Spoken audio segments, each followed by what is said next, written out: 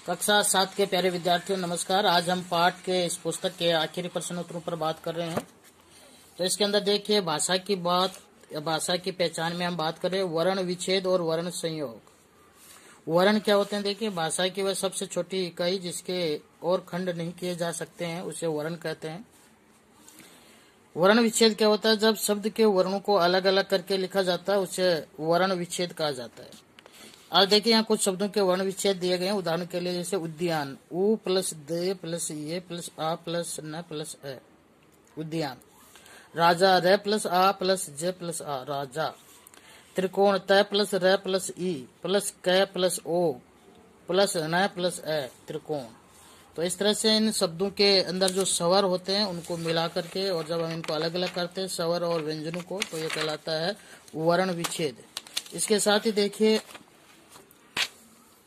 कौशल, क प्लस औ प्लस स प्लस ल ए प्लस ल प्लस ए, कौशल। इस तरह से इन सब के वर्ण विच्छेद किए हुए हैं। वर्ण विच्छेद के लिए देखिए विशेष योग्य बातें या नियम ध्यान देने योग्य वाली बातें हैं। वर्ण विच्छेद करते समय इस बात का ध्यान रखें कि वर्ण विच्छेद लिखने की बजाय अनुच्चारण के अनुसार करना चाहिए। वर्ण विच्छेद करते समय स्वरों को उनके मूल रूप में लिखते हैं और व्यंजनों के नीचे हलंत लगाया जाता है। ये आपको पता जान, जैसे स के नीचे हलंत है, र के नीचे हलंत है ना। ए अपने रूप में है, ई अपने रूप में है, क के नीचे हलंत है, फिर ए अपने रूप में है। तो इसके अंदर वर्णों के तो अपने मूल रूप में लिखते ही हैं, लेकिन जो व्यंजन होते हैं उनके नीचे हलंत, ये जो डेश लगाया जाता है। फिर देखिए दूसरा चीज आता है वर्ण संयोग, यानी वर्णों को हम मिलाते हैं।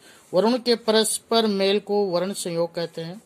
उदाहरण के लिए देखिए वर्ण विच्छेद के बाद में जैसे म ओ प्लस ल प्लस ई प्लस क प्लस ओ, तो इसका क्या होगा? मौलिक, मौलिक। इसके साथ ही होगा देखिए ट प्लस र प्लस ए प्लस क प्लस ए, ट्रक, है ना। इसके साथ ही फिर देखिए ए प्लस ब प्लस ए प्लस र प्लस ए, तो अंबर, अ ब और मैं अंबर। फिर देखिए इसके साथ ही होगा च प्लस उ, चू, न प्लस औ, नौ, त प्लस ई, ती, चुनौती।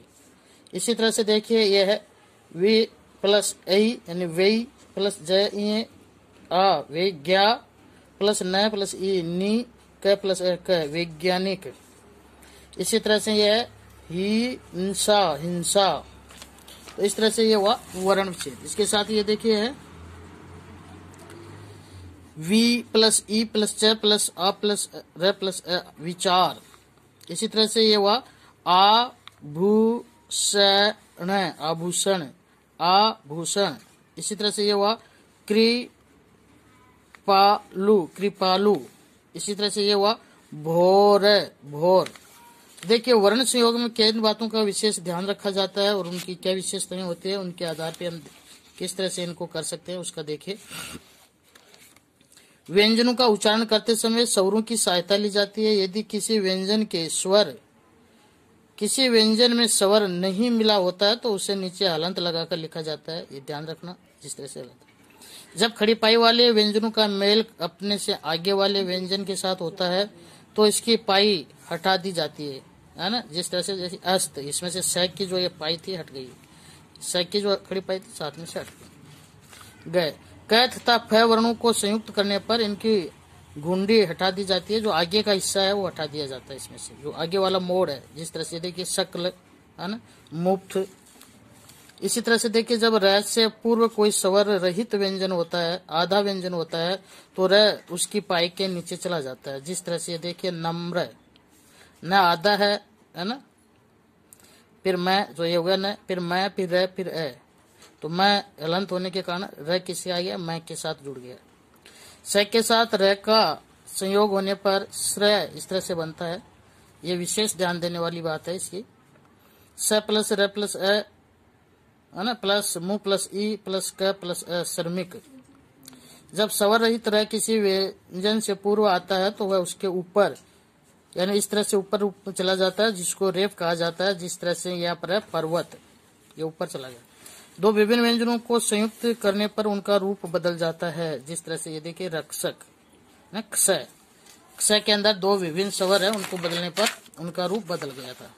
इसी तरह से अब देखिए आज आपके पाठ्य पुस्तक में आओ करें 8, आओ करें 8 के अंदर आपको सही और गलत के चिन्ह लगाने हैं।